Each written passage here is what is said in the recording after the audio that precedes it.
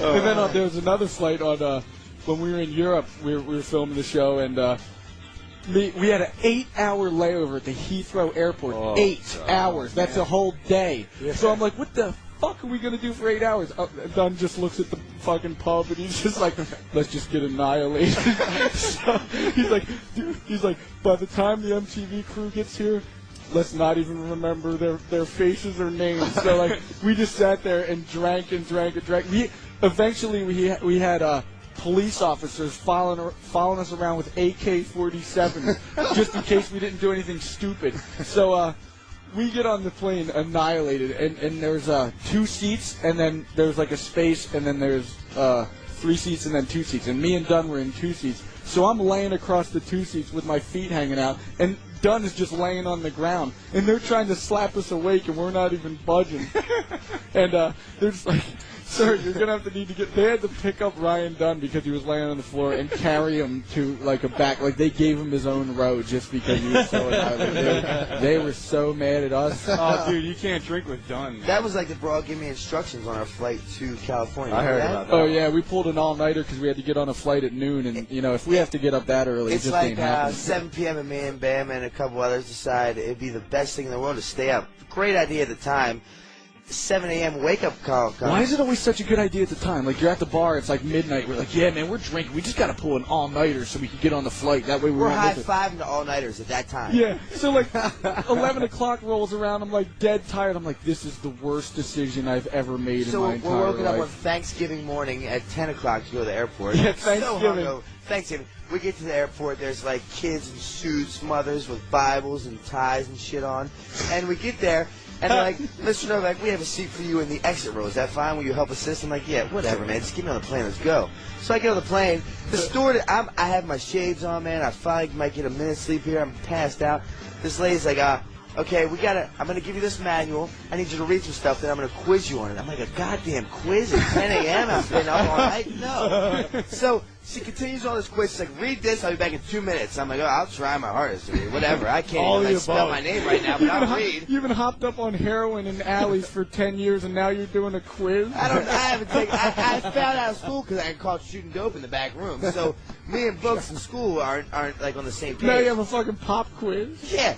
So the fucking bitch comes back to me and she says, have you read the manual? Yeah, well, I haven't read it, man. Come on, let's do this so I can go back to sleep, man. I have shades on. She starts asking questions. I'm like, yeah, whatever.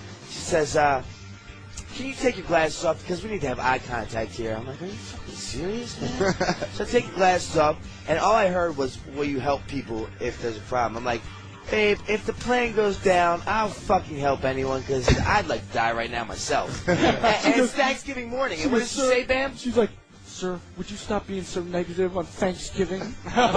She's trying to tell me how to feel on Thanksgiving. Shut the fuck up and get these people sodas and pretzels, man. Don't tell me how to feel. like why?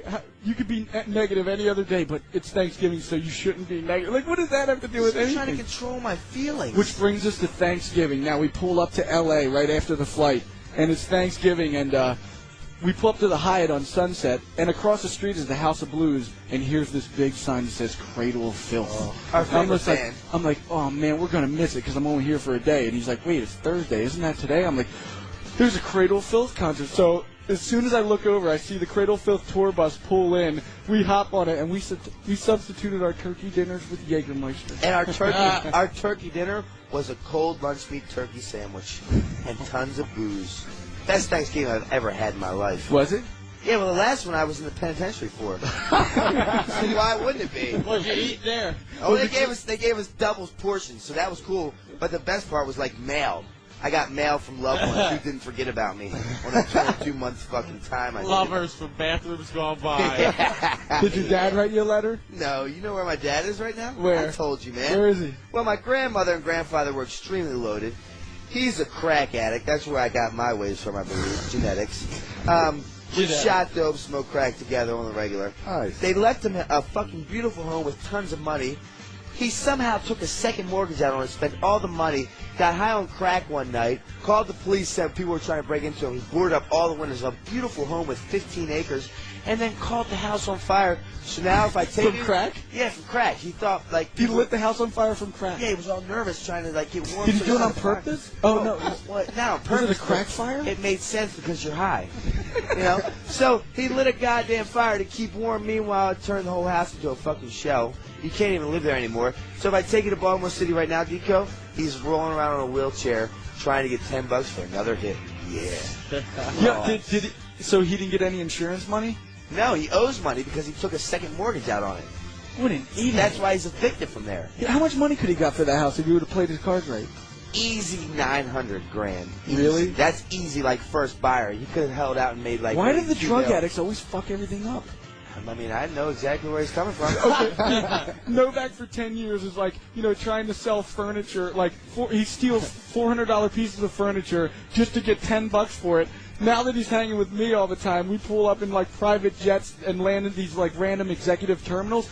They leave their cars unlocked with the keys sitting How on the fucking happy seat. was I about that? He's just like, man, how come I couldn't have figured this out any I went to each car, pulled the keys out, and said, "God damn, why'd I stop getting high so soon?"